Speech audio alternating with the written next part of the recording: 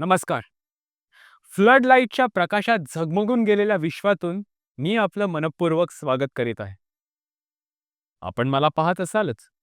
समजा समजा मी तुम्हाला विचारलं, की तुम्ही मला का पाहतात? तर तुम्ही काय उत्तर द्याल? मी तुमच्या समोर उभा आहे म्हणून? मी तुमच्या नजरेत भरण्यासारखा आहे म्हणून? की मी चांगला दिसतो म्हणून? हां? नाही सांगता येत ना? मग मीच सांगतो. अहो, तुम्ही मला पाहू शकता कारण तुमच्याकडे डोळे आहेत. डोळ्याची दारं सतार उघडी ठेवून तुम्ही या विश्वाचं दर्शन घेऊ शकता. एकमेकांना पाहू शकता, रंग ओळखू शकता, सौंदर्याचा आस्वाद देखील घेऊ शकता.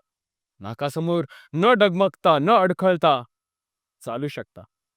मित्रांना कमलदलाची उपमा देण्याचं स्वातंत्र्य आहे तुमच्यापाशी.